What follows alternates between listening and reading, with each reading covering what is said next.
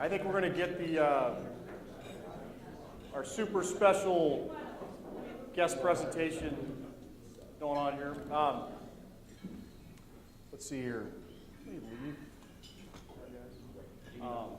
Super excited about this one just simply because of, I think in the Intelevent world, we've always dealt with barcode scanners of some form, you know, and I think there's a lot of cool buzzwords about RFID and the AB Dimensions crew were talking about barcoding their employees, and you know, it's like there's a lot of new things you could do with barcodes, right?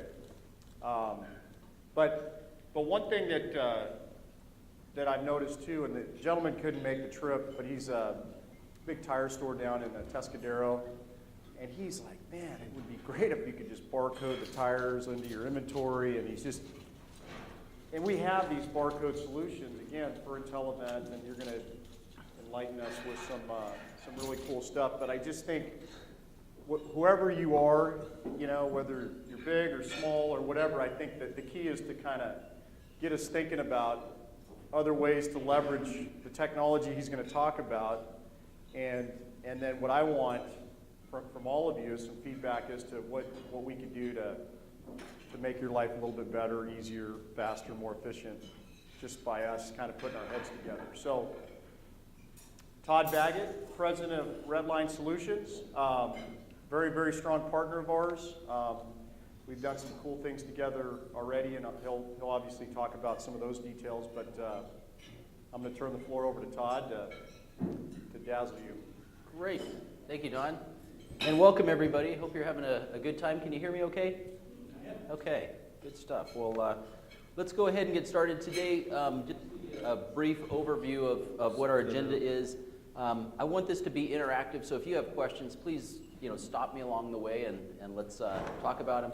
Do a little introduction background on RedLine Solutions, which is my company. We're going to do a barcode overview, we're going to do an RFID overview, and then we're going to have this facilitated discussion. And really, as Don was alluding to, what we're wanting to get from you is, where else would you like to see barcoding used in the products that you're using? And that'll include Intelevent Express, Lightning, and as well as Master Repair. So with that, let's jump right into it. So I started RedLine Solutions back in 1997. I'd been in the barcode industry for about 15 years and had been working for a company out of Texas that was on a national expansion and had California as my territory and the West Coast. I had about 7 people who were reporting to me. And I was in one of these executive suites and I kept saying, gosh, it's a shame that at 3 o'clock my time the phone stops being answered by my technical team at the corporate offices, and I become a kind of a one-man band. So I put together a proposal to them that said, hey, I'd like you to hire me 3 people. Here's what we've done already. Here's what we can do. And I found out just after that they were getting ready to sell the company. They were doing an IPO on a software side, and they were going to get rid of that part of the company. And I thought, these numbers are just too good. I've got to do this myself. So that's how I started the company, literally, out of my front room with some savings that I had, and here we are 15 years later. We're the largest at what we do in Northern California and work with all of the large manufacturers, including the Janums, the Motorola's, the Zebras, and all of those. What I found along the way, and really what made our company different and successful, was it comes back to the reason why you guys buy from Intelevent and from Master Repair. It's service. At the end of the day, other people can do similar things, but it takes care of the customer who actually wins the relationship and long-term succeeds. So that's what we're about as a company. Our headquarters are in Santa Clara. I also have offices in Denver, and then one in Fresno and one in Southern California in Fair Oaks. We really specialize in printers, mobile, wireless, and RFID. So all the scanning, all the printing. We'll talk about some of the easy stuff where you can just plug a scanner into a PC, and if you've got a barcode, you can scan it, and then more complex things like with Intelevent Express, where you're actually able to check things out and check them back in. We serve markets of manufacturing, distribution, and retail supply chain. About 3 years ago, we won a deal with Fry's Electronics and did all the wireless in all the Fry's stores across the U.S. and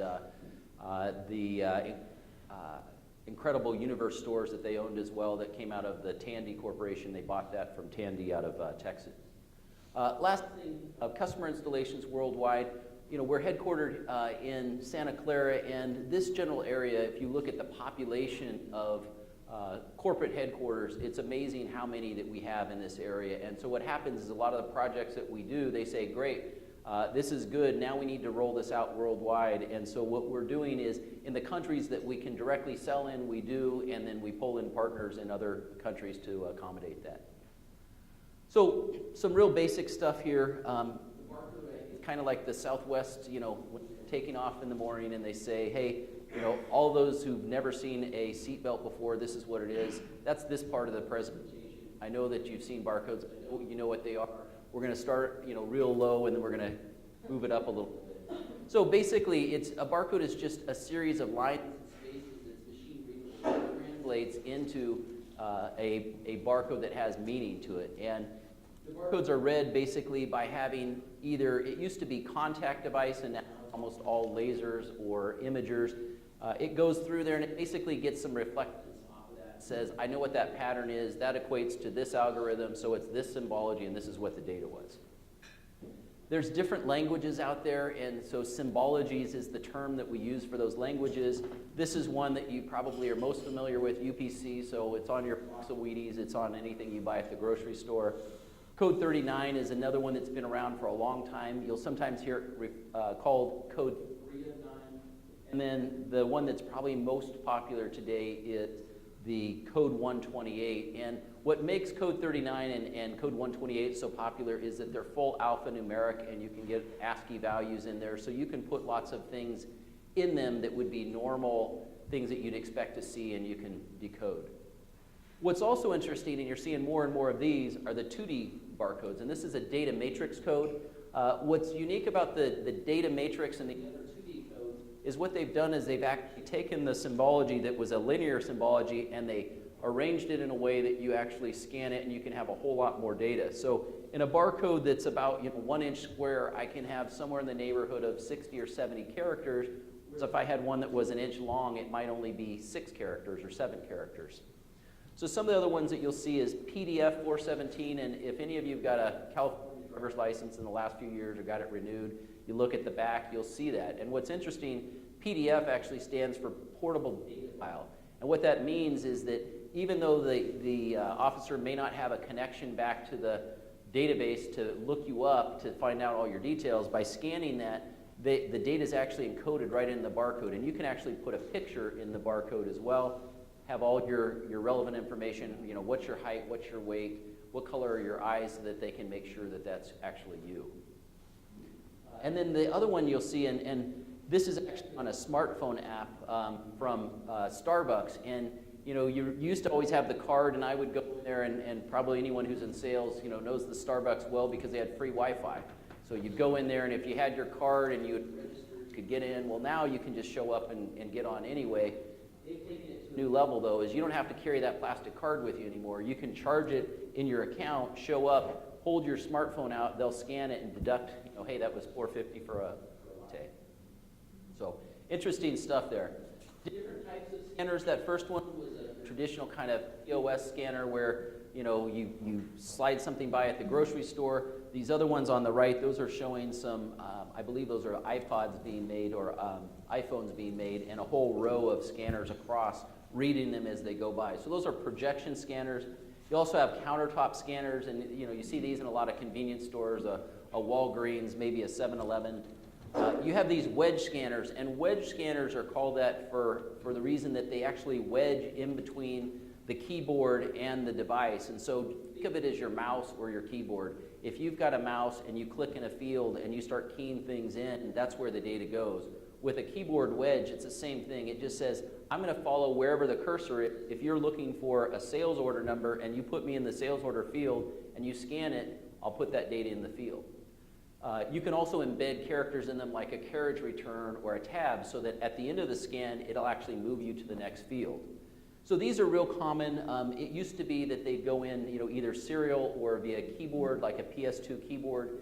Anymore, the manufacturers don't make PCs with keyboards for PS2s anymore, so it's all USB. And then you have these types of devices, and this is the one that we actually use with IntelliEvent Express, which is a Janum XP20. It's a Palm operating system for those of you who had Palm devices in the past. And we use it in the batch mode. It's also available in the wireless or Wi-Fi mode. And I've got a slide here in a few minutes that we'll go through that talks about the Wi-Fi and what's going on there. So a few other things to just make sure that you've got the basics. There's different ways to print, and I don't run into this as much as I used to, but it used to be that I'd have people say, you know, I just use my old Oki data printer and we're going to print barcodes. Well, the problem with that is a couple. So first of all, if you just look at the image, round dots don't make nice smooth edges, they make rounded edges. More importantly is any time you have something where you have an ink that is going to be a lot darker in the beginning and then get lighter and lighter, you can get to the point where you can see it with your eyes, but the barcode scanner is not seeing enough contrast to actually recognize it. The laser is then much better, but what you see there is these little pits that come out of them. What happens a lot of time when you have laser printing is if you have to bend anything at all, that toner is dry and it flakes and basically can come off. And if I have a divot like this in the middle of my barcode, I might read that and it might actually think that that's a narrow bar because it only saw this much of it, especially if that corner piece was out there. And then thermal or thermal transfer, and these are the ones where they're dedicated printers. I'll show you some pictures of those, but these are made for doing barcoding. They have, instead of round dots, they have square dots, and you can think of a print head as something that goes across typically 4 inches, and in that 4 inches you've got the dots, and all of those dots are individual squares, and so you fire them, turn them on or turn them off to make the image either appear or have an absence of an image, like in the space there. This is an example of one of those printers, and the main benefits is that you get on demand. So if you think about it in a laser printer or a impact printer, you're typically working on an 8.5 by 11 page. Well, if you need to do, you know, 2 1-inch by 2-inch labels, you really don't want to have to print a whole page. Not to mention that you have a few challenges in laser printers in that they use heat and pressure, which is going to squeeze that adhesive out, and it makes for some interesting cleaning opportunities for your laser printer. Speed and performance, you know, these printers can actually, the high-end ones can do 12 inches a second. You know, if you think about that, a 6-inch label typically for shipping, 2 of those in 1 second is really, really fast. And then performance in general, these are not usually kept in great environments. You know, sometimes you'll find them in a medical lab or in an office environment, but they're often right out on the warehouse floor where it's dirty, there's a lot of stuff going on, and, you know, they get knocked around sometimes. So print quality, as you saw, the print quality is really high. What's also nice about it, because, you know, like the situation with a ribbon, is that it's better, an inked ribbon is better in the beginning and worse in the end. With these types, they're all the same. So your first label and your last label will have the exact same quality. Wide variety of media and materials, and so again, there's ribbons and labels and tags, and it's important that you match those up to get the right image. And then a variety of sizes and shapes, so you can get them from round labels. I've seen CD labels. I've got samples over here of asset labels, so all kinds of different sizes. Industrial designs available, so some of these ones, again, if you're going to put them in a harsh environment, you'll want something metal so that if it's going to get banged around or the warehouse worker is going to be working with it, it can take that. And again, prints 1 label at a time, so if you needed 500 labels, you could say print out 500, and there's a rewind mechanism you can get with it, or you could say I just need 1, and if you just need 1, you pull off that 1 and you're done. And then there's a variety of different types. In this case, you see the desktop type of a printer, or what they call a tabletop. This then is the portable, and then there's a little one in the middle that's a plastic kind of clamshell one. You've probably seen those in your own shipping department where you're printing your UPC labels or maybe your FedEx labels. And then will not extrude adhesive is just a nice way to say that it's not going to give you that gooey mess that you're going to get in the laser environment. So if you consider when you're printing, you know, one is it direct thermal or is it thermal transfer? Direct thermal, you can think of the old fax machines that we used to have that were chemically treated paper, and the heat would actually cause the image to come out of that. Really nice, but not something you want to take that fax and set it on your dash on a summer day, because when you come back out, it'll be black. Same type of thing with thermal transfer labels. In general, what I tell people is if it's a short life label, like a shipping label, use direct thermal because it's a little easier. You don't have to put a ribbon in. There's nothing to change. And it's going to live long enough. It's going to get its 2 weeks to its destination. It served its purpose and it's done. I have had, I remember doing a project with Lockheed a long time ago, and they put direct thermal labels on a bunch of plastic binders, and then they said, well, we're going to store all these. And I said, that's not going to work so well because even though there's not heat exposed to them, the plastic itself breathes a little bit of chemicals out and it causes the reaction. And so sure enough, 2 years later, they pull out these binders and all of those labels were a dingy gray and they couldn't read them anymore. So you do have to be careful a little bit about the difference. Now, thermal transfer, there's actually a ribbon in there and it fuses that ribbon onto either the paper or the plastic, and that gives you a permanent image, including something, if you guys were in the master repair site and you had some chemicals where maybe you're washing things down or there's some soap and you want to make sure that the label's going to survive, that's what you would use. Dots per inch, when I was talking about that print head, this is just how many dots per inch. And we can go, the standard is 203 and that's perfect for barcoding. 300 came out later because if a laser printer can do 300, then gosh, a barcode printer should be able to do 300. And then 600 came out, and 600 is really all about graphics. So if you're printing part labels and you want to have a really good picture of that wing nut or that valve or whatever, then you'd use your 600 DPI. Scanning distances are a couple things that affect that. One of them is the material itself, and the other is how far away you are and how big the barcodes are. So as an example, a small barcode, I can probably read up to 10 inches. A large barcode, I can probably read to about 14 feet.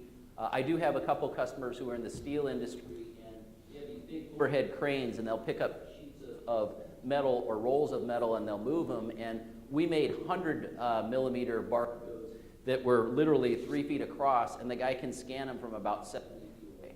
To do that, he has a little spotting beam kind of like this, so he can actually see it first, and then when he releases it, it spreads out because you can't see the beam at 70 feet away. Speed of printing, again, that is depending on what you're trying to do, how many labels a day, that would be important, what environment you're at. And then this is also important, the application environment. So this is where do you put that label, what is it going on? So if it's a hot environment, if it's a moist environment, if it's a cold environment, if it's a freezer environment, different adhesives for all of those.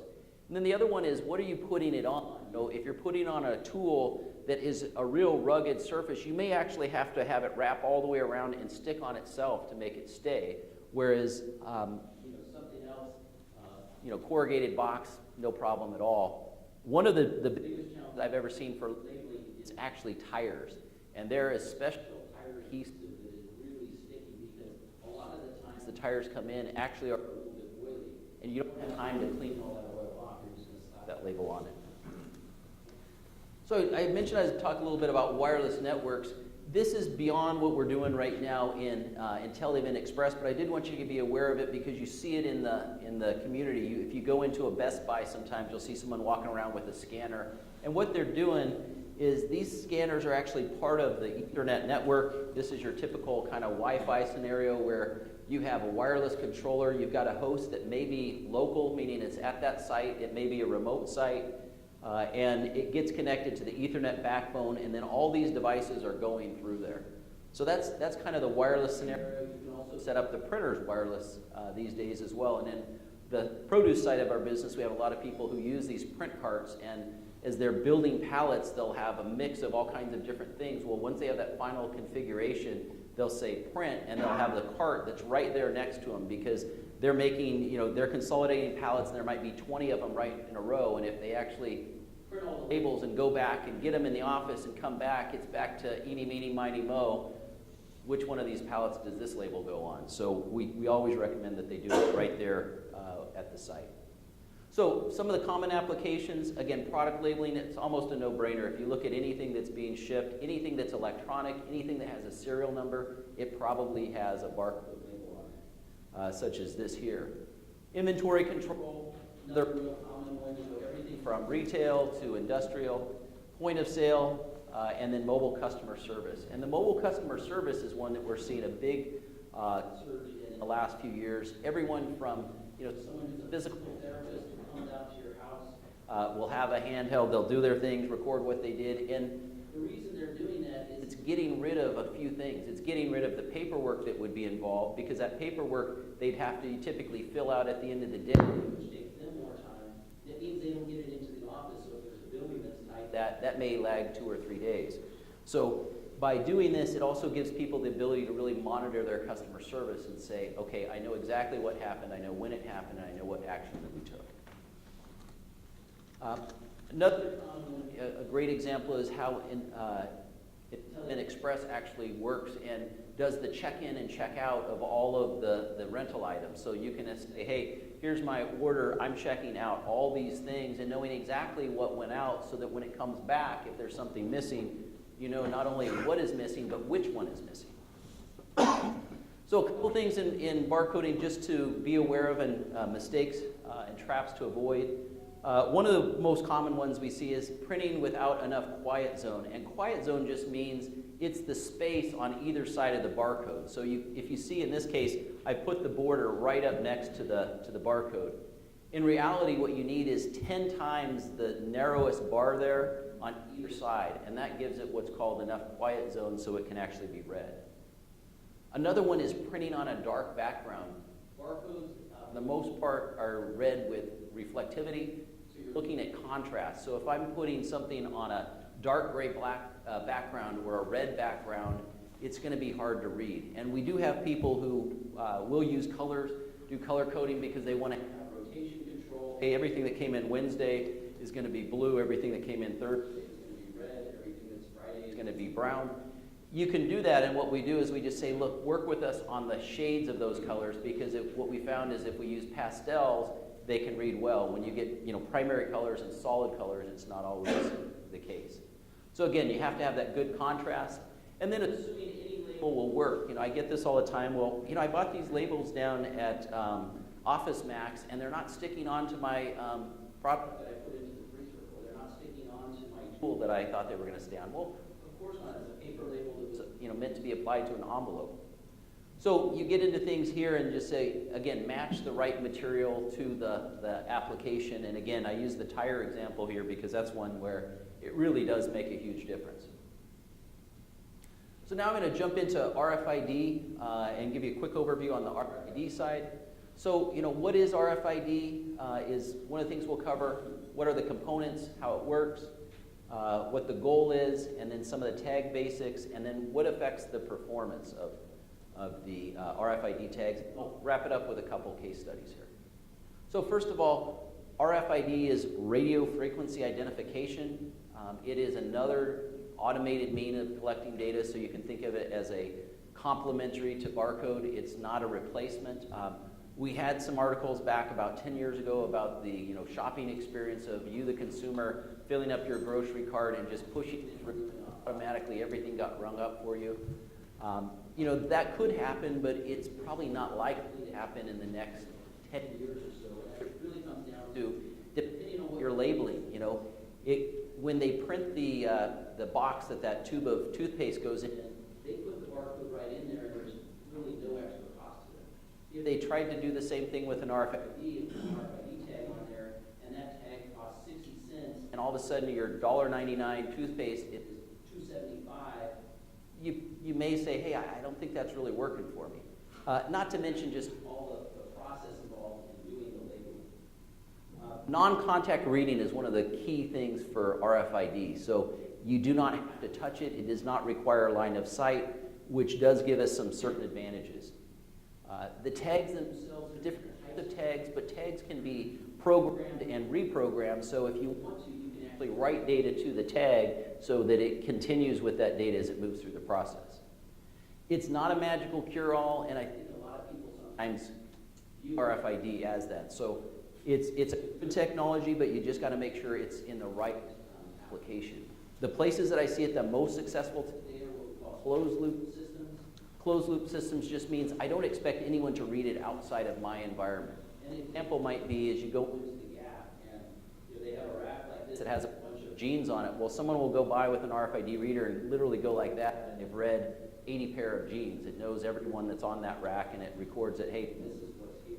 So if somebody comes to the store and says, hey, I'm looking for this size and this color, I can see that was just counted. It was counted this morning at 10 a.m. Go over here, and there it is.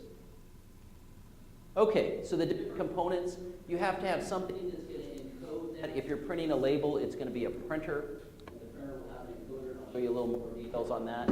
You'll have what's called smart labels. I'll show you what those are. You typically will have fixed readers, and these are where you've got an antenna, and maybe you're going by something, and it's reading you going in and out of a door. And then you'll have the portable readers. The portable readers give you the flexibility of bringing the reader to the asset.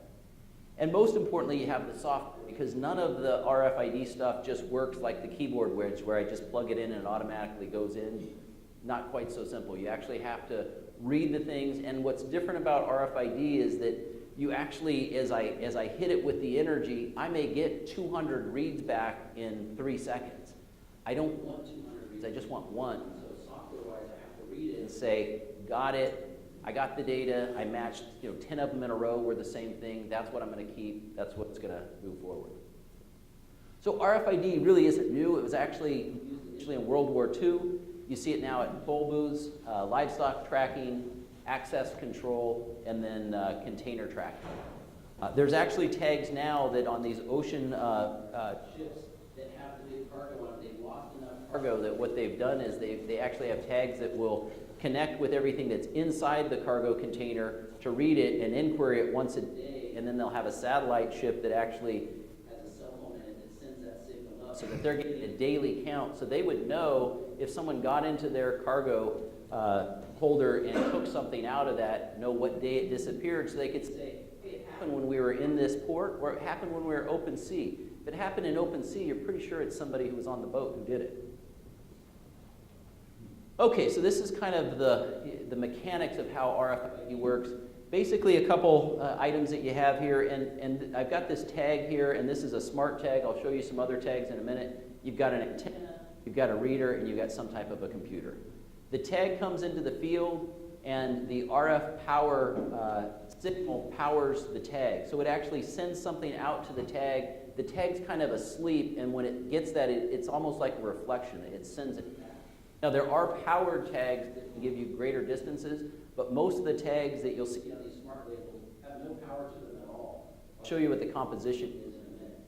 The tag then will send that information back, and a lot of times it's just a license plate that was associated just like a barcode. It can, however, have other information in it. I was working on a medical application where they basically had to send different samples around to different labs, and what they wanted to do is to make sure that each lab's results got recorded in the tag so that the next lab got it, didn't have to go try to look up the report. The reader then captures that data, and then it'll send the data to the computer. The computer software determines what actions need to happen. Then it'll send something back to the reader, and then the reader may actually send something back to the tag. So it doesn't have to, but in this case, I'm writing something back to the tag. So some of the advantages, again, no line of sight reading, so I can read through walls, I can read through all kinds of things. There's no human interaction that's required. They're reprogrammable, and you can get multiple reads off of these at extremely high speed. Data rich is, again, it's a little bit of a, depend on how much data you want to put in there. You can get somewhere these days in a matter of maybe about a half meg in most of the tags. Some of the smaller ones are going to be really limited to 20, 30 characters that are in them. Some of the challenges you have is interference. And interference can come from any number of sources. Probably the most common one that I've seen in production environments is there's some piece of equipment that's generating RF noise, and they didn't even know it generated the noise until they put a reader by there and started seeing, hey, I'm getting really sporadic results there. The other things are environmental factors. If I'm trying to put a reader in the middle of a room that's got stainless steel walls on it, I'm going to have lots of reflection going on, and that's going to cause me some issues that I'm going to have to do some tuning on. Product composition. So the product itself, if you were shipping gallons of windshield cleaner, you put an RFID tag on there, that liquid is actually going to inhibit the signal. What would work better would actually be as if it was something metal. If it was a wheel in the middle, it's actually going to reflect that signal a lot better. So again, all of those things can cause issues for reading. So here's the kind of Pandora's box of what the long-term visibility goal is, and that is that everywhere that you had the product, you would be labeling it. You then have these pallets of product that have the product on it. You then have these readers, and you'll see them at different doors, so that once you've labeled it and you read that, you say, okay, I know that one's going out, and I know it's headed to this DC. It gets to that DC, they then unload it, it reads it, says, okay, I know where it is, where it came from. I'm now shipping it somewhere else. Again, additional readers. It now arrives at the store says, got it, and then I can put it onto the shelves to know that it is arrived. And that's ultimately what the promise of RFID is. You know, in reality, you have to have a closed loop system, meaning that you have to have control of the software in all those places. If that retail store was a customer of yours, but not someone who was on your system, you could send them the data, but they probably wouldn't be able to, you wouldn't give them access to your full system to see everything. So business benefits, you often use RFID in choke points. So where things all come together through a door would be a logical choke point. Giving you increased accuracy and visibility, real-time decision-making, and supply chain efficiencies. Again, all of this kind of leading to your ability to better supply the customer and help them with customer service. So a couple things on the tags. There's different types of formats, and this is probably the one that you've seen the most, which is this, you know, fast pass looking thing. But there's ones here that looks like a button. This one is actually a stick. This one actually has a keychain on it. So all kinds of different ones. Here's a badge that I've seen before. Badges, so I mean, in and out of doors, they'll know, hey, this person is here. I've been in places before where they'll give me a tag that has an RFID chip on it, and it knows wherever I am in the facility, and it also knows where I'm not supposed to be. And if a visitor shows up in those areas, it actually sends an alert to security, and they'll send somebody out and say, hey, you got a visitor in this area, and they're not allowed. Smart tags, and we'll get a little bit more of those. And then also, there's different standards out there. The group that actually manages this is called the EPC.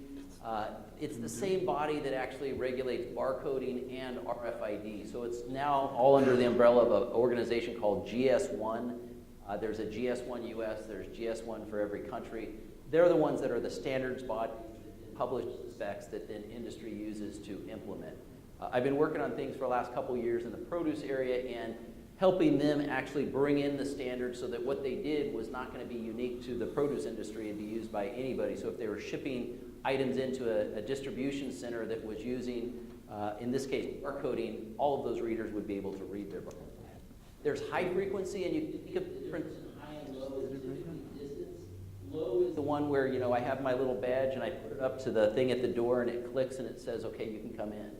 The high frequency is more the things that we're talking about, labels, things that go on equipment, things that go into yards. So if you have trucks going in, you want to know, is the truck here or not? Is the trailer here or not? Those are all high frequency.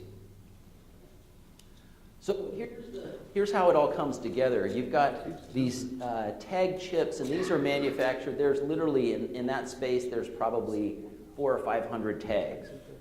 Those then are matched with an antenna, and the antenna, what you can see, is mostly a copper wire. Then you'll see a attachment right here, and what happens is that tag gets put into that little holder right here, and at that time, I've got the smart label for the tag. Where it is that I'm making. The smart labels themselves is just an industry term for a tag that has both RFID and barcode. So you have your visual identification, you have your barcode data, and you have the RFID, which makes the smart label. So the idea behind that is not everyone in the supply chain will be reading RFID. RFID may only be for your manufacturing plant, to your distribution center, to your store, but somebody else who gets it and it gets a shipment and something's wrong and they send it back, they're going to use the information in the barcode. So here's how you actually encode these. And as I talked about before, you can use the printers to encode, or actually any of those antennas that I showed before, those can encode the chips as well. And in fact, what this is there's just a little antenna that's right in here that as that label goes by is writing to it. And so if you think of that label going by at 6 inches a second, that's a really fast read and write to that particular tag. What it does first is it actually tries to read it, because every tag has its own ID. And if that tag does not come back and say, this is what my ID is, it will actually pass that tag up and say, that was a bad tag, I'm going to the next level. If it can read that one, then it'll read it, it'll encode it, and it'll keep moving forward. Okay, so last couple things here on RFID. The things that affect RFID for the read-write performance, and reading is exactly that, you're just reading it. Writing is when you're writing the data to the tag. A few basic physics things is you can read further than you can write. And that's just a function of how close you are to the tag and the amount of energy it takes to write to the tag. But a few things to be aware of is tight stacking. So ideally you want to have at least a half inch between the items. So if you had a whole stack of books and they're an inch thick, you're probably going to read them. If they're a quarter inch thick, you may have a little bit of a challenge there. Tag packaging, so we saw some of the different tag packages.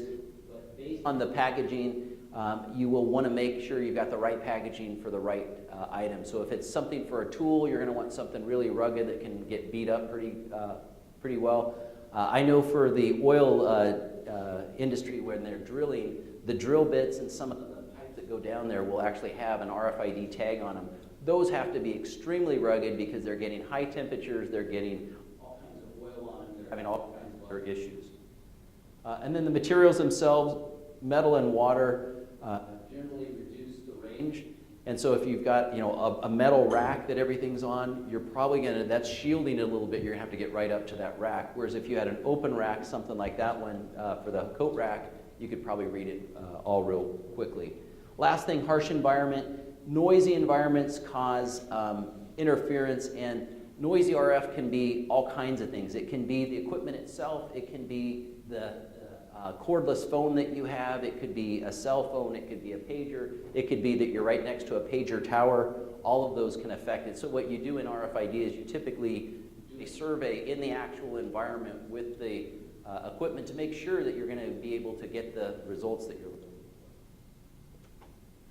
So again, RFID reading, here's an example of a handheld that has an RFID antenna on the front. That's what this kind of flat looking thing is, where someone's reading a pallet.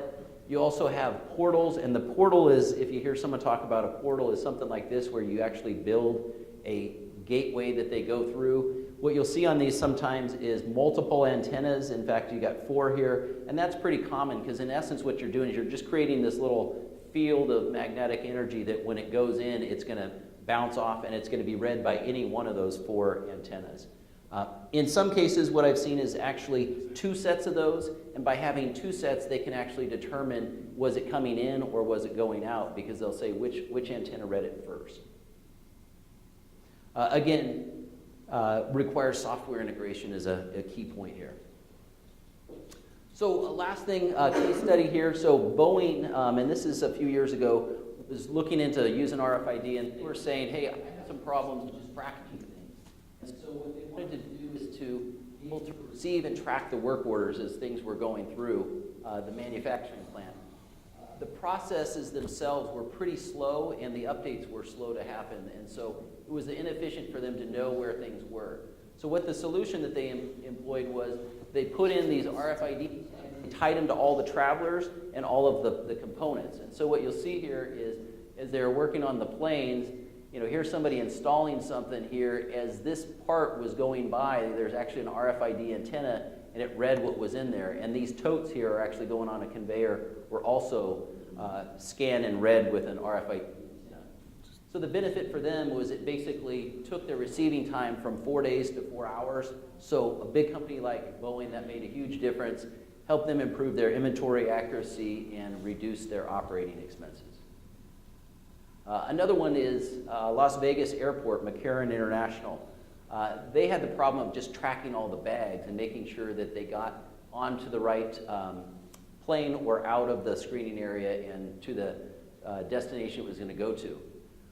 With barcode, as you can think of the bags in all kinds of different positions as they're coming through, you couldn't reliably read things with a barcode. So what they did is they put this tag on there, and it gave them 100% visibility, and all these little red dots are places where they actually had readers so that they could see where the transaction point was and where that cutover was, and it would basically help route it. It was tied into their conveyor system. So the benefit was they installed this to improve their traceability of the bags, to know where things actually were.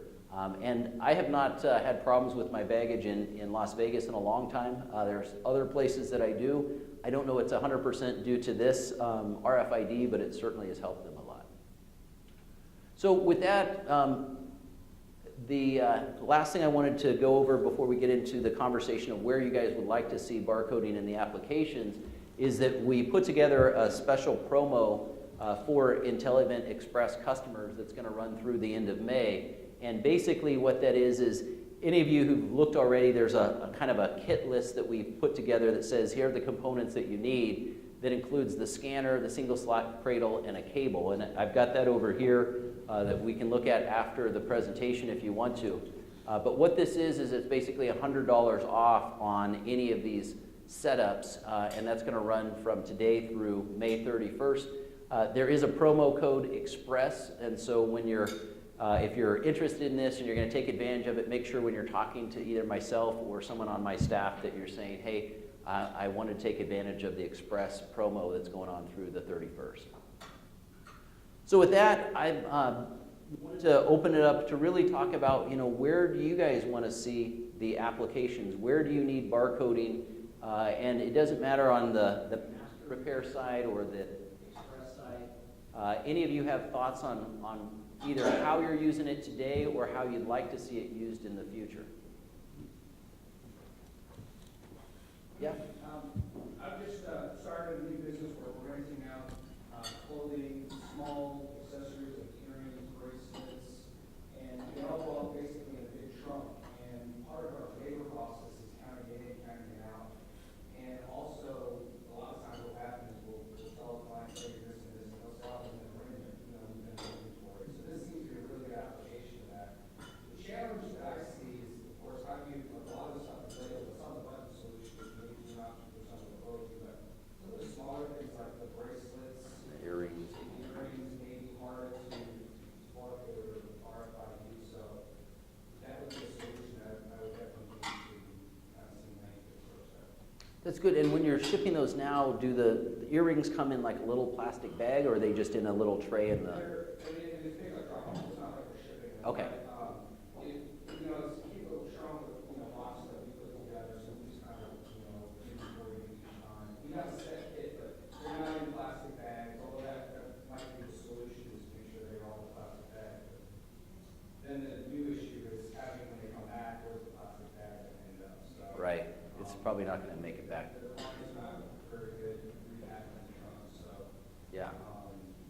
So anyway, so that's one of the challenges that I see with using this for the small stuff. The dresses, it sounds like it would be a sure fit. Yeah. But No. Yeah, no, that makes sense. And certainly, one of the concepts is if you have something that represents, all the different things that you're packing in, perhaps the person who was packing it could have a menu that said, hey, I've got earrings, this type, this type. If they're all, totally unique, I guess you could take a picture of them and say, here's what it is. But as you put it into the box, possibly, scan that in and then say, this is what's in the box. And ultimately, what you're hoping for is the customer, look, this is everything that you're signing off for now. So if you want to check everything, do it now, because when it comes back, you're going to get a bill if you're missing something. And that's basically essentially the process now. You give them here's the checklist, this is what we verify, and then you sign it, tell them to do it for you. Inevitably, you always get something that comes back missing. I figure, each other patch, all of it in there.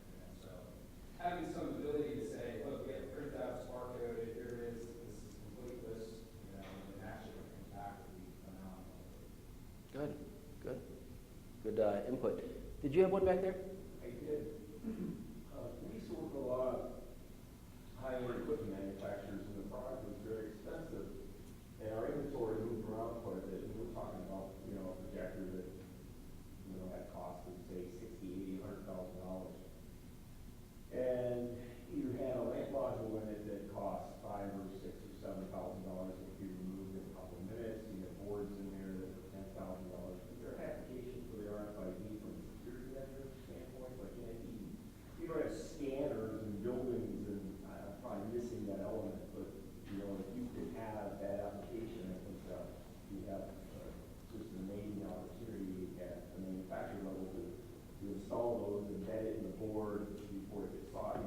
kinds of things like that, I think would be an opportunity. Doesn't sound like that's possible. So there's a couple challenges with that, but you're on the right track. We work with Cisco quite a bit. Cisco Systems, the electronics company, and one of the things that they came to us with is they said, we got these boards that are $200,000 boards, and they go into systems and they're used for test, and then they come back out and we move them on. And I said, great, walk me through the process. And we went through the process, and one of the things they did is when they took it out of the equipment, they immediately put it into an anti-static bag, which is metallic, which in essence, once they sealed that bag, blocked out all RF signal from getting in or out. So one of the challenges that you have is that as you put things inside other things, is it may be harder to read it, but also what you run into is that sometimes things are a natural shield. So like this projector, with an aluminum top on it, actually that's plastic, but if it was aluminum, that could be shielding it, pretty good. Right. Rarely are those. Usually your cases. I mean, the stuff we use is wood with special coatings on them, and of course you have foam materials. And metals are typically strips along the edges and corners. Plastic is in any composite type molded enclosure is your typical. I mean, you really don't want to have metal. Right. The heat, the other interference that it causes, and really you're looking at it from a that standpoint that you're trying to see find that somewhere when somebody walks away in a truck. Where is it? In the storage facility or the truck someplace to sell it. It seemed to be it was an issue. Yeah, no, I can see that, and one of the challenges with RFID is because it can be defeated, people who understand it know how to do that. So for instance, that module that was the light module that's $5,000 or $6,000, it might be small enough that someone could actually get it in their jacket pocket. Well, if they had some aluminum foil and they took it out and they wrapped it up, even if you had something that was an RFID reader that they had to pass through, it wouldn't see it because they've in essence, squelched all of the signal. So there are some challenges on that side as far as being able to read it. What in general I've seen people do when they have kits of things is they'll have tags on the different components, and what they'll generally do is they'll open the lid and they'll just do that thing with a portable to wave by it, and it'll say this is what's in there. What you typically would have in advance of that is you'd have something on the case that said it's this kit, so that when you scanned it with perhaps a barcode reader, it would pull up my bill of materials are these 5 things, so that when I scan it, I want to see, hey, you're missing these 2 things. So, good input, good input. Other things on the IntelliEvent Express side, of people here, can I see a show of hands of people who are actually using IntelliEvent Express? Okay. Now how about master repair customers in here? Any master repair? Okay. So on the IntelliEvent Express, are there other areas where you'd like to be able to maybe scan something today that doesn't exist, or something that you can improve on? So sometimes you can't get the barcode. A lot of the AV stuff is pretty small, kind of like the earrings too. So take like that clicker in your hand. I want to barcode that, but sometimes I can't get the barcode small enough to read things. Is there some trick around that? So the function you got to look at is the barcode scanner itself will have a specification, and most of the time things can read down to a 5 mil bar. So that's 5/1000ths of an inch wide. So it's pretty narrow. What you may have to look at is just in your printing itself is, hey, I've got different types of asset tags, and I've got some over here that are really small that are more for circuit board type things. And you may say, you know what, I either want to buy the printer and print them myself, or get me a roll of 1,000 unique numbers, and they're not going to mean anything until you scan them. But once you assign those numbers, now the clicker has its own barcode. Now it doesn't mean that someone's not going to pick up that thing and get it off at some point, but in general, there are, smaller ones you can put in, and you can get down to a component that's just too small. And when you get too small, that's where you say, is there a bag, is there a carrier, or is there perhaps something that I can connect with a twist tie and have a tag at the end of it. So, good point though. Other things on IntelliEvent Express? Okay. I'm gonna shift over to master repair, and since you're the only guy who raised their hand, I'm gonna pick on you a little bit. So, on the master repair site, first of all, what kind of business do you have? I'm the service writer at Advanced Autos and Auto Shop. Okay. And what kind of, do you guys, do tire exchanges? Do you do, or repairs and Pretty much mostly. full service? Yeah, full service repair shop. Okay. Okay, and do you guys sell a lot of tires? We don't sell tires. Okay.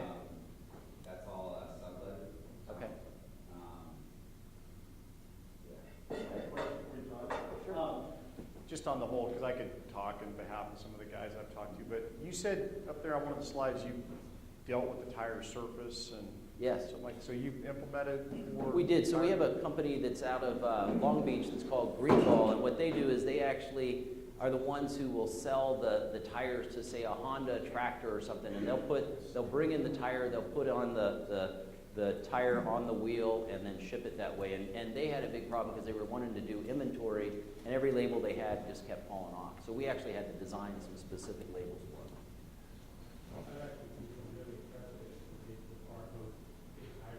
I'm not racing, actually has a barcode on the side of the racing tires, and they control who gets what tires for the roll. They scan to see that there's nothing on and off track on racing motors there.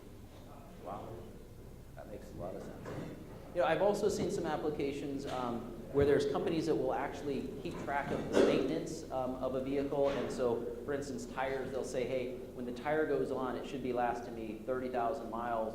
At 7,500, I want to rotate at the next 7,500. And so what they'll do is they'll put either a barcode or an RFID that's actually right on the tire, and they'll use typically a tire adhesive so it looks almost like a patch.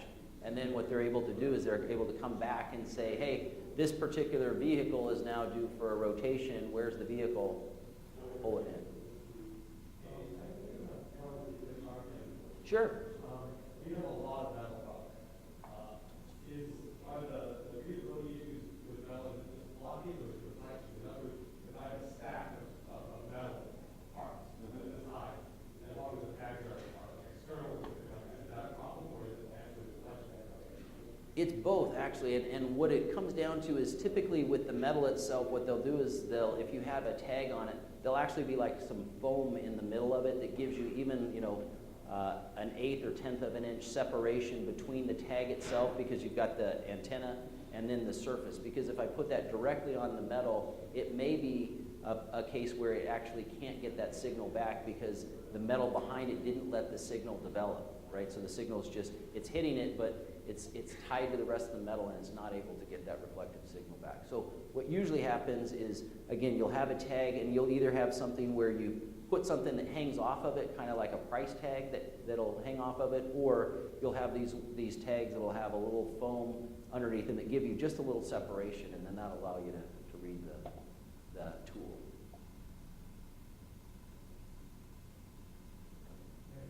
Yes? For the master repair guys, for metal that they're checking out and in, interesting, it's all the same labels each time. Master repair is selling a lot of their inventory, but they have labels for all of those items, or can they read barcodes already on? Well, when the tires come with barcodes on them. So like Greg at American West, his big issue was he gets a load of 40 tires. It'd be nice to just scan them off the truck. As you're pulling them off, you're scanning them, and You can do that if you use the same PC code. The systems use PC code rather than internal studio, and you don't have to worry about it. exactly. So what you can also do is you can set up, reference tables basically that have, this is what the tire is, because you'll have it specific to the UPC, which will identify who was the producer and what the product was. You also may have a situation where, there's 4 tires and one of the labels came off, and so it's the exact same one. You just have to create a duplicate. So you scan one to create a duplicate and put it onto the other tire. Other things, parts and just keeping track of the parts. Most of the parts manufacturers these days will have a barcode on the box as well. And so again, if you can set up that table that says, this guy's UPC code equals my SKU, so that there's a translation table, then you could enter either one and you'll get the same information coming out. Right, and you can see the boxes, so you know the exact quantity, right? Yeah, you've got the box, and so you can say one. And again, if you're doing a repair and you're saying, hey, I had to put in these cables, these other pieces, as you do that and you track it to them, then not only do you have it recorded, but some of those parts, even hoses, will have a lot number on them. So if there was something later and you were capturing that lot number, you could come back and say, hey, you know what? Hate to send you this notice, but bring your car back in. The manufacturer of that hose had a recall, and we'd like to replace it for you. So also necessary to import, so that their part suppliers will import their stuff, and that be when you would transfer that barcode to the EBC number? I'm assuming that what you would do, and I'm less familiar with the software on the master repair side, but basically if you brought in the part numbers, at that point, as long as you tied them to or pointed to, these are the specific part numbers that in our system are set up so that they know that, because you may get a part from 5 different manufacturers that all sell you, a distributor cap or a spark plug cable, right? And functionally, you may not care which one I use. I'm going to charge, $10 a cable or $20 a cable regardless, so I don't care which one of my vendors it was.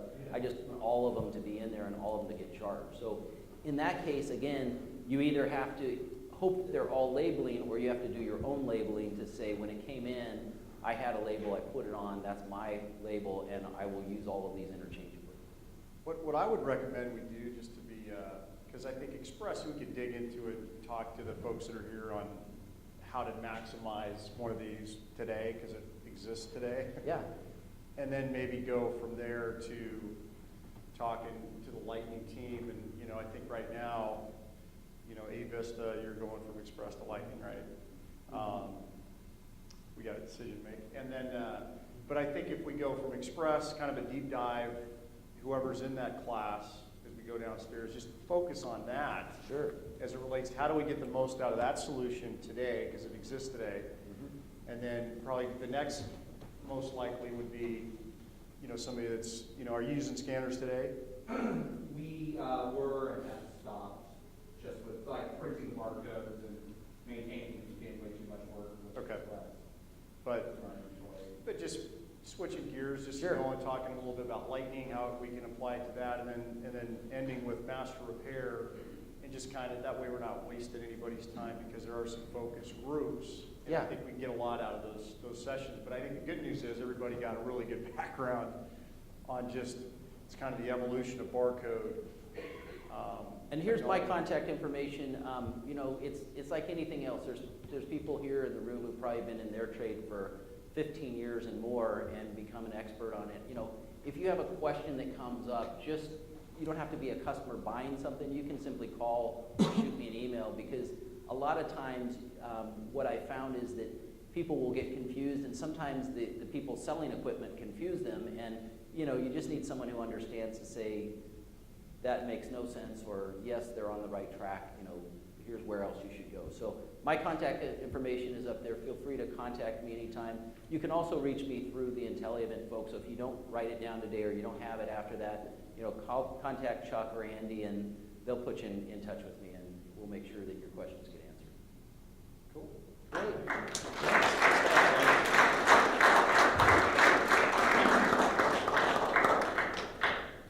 So probably first step is the Express group, which is in room Los Angeles. Start in LA. Then you're going to go to, what's Lightning? San Francisco? Go over to San Francisco, and then after that, we'll go to Master Repairs in Santa Barbara.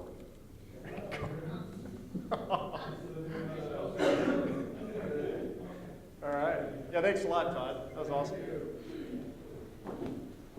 I learned that you kind of dealt with the tire application, and it's like, well, that's awesome.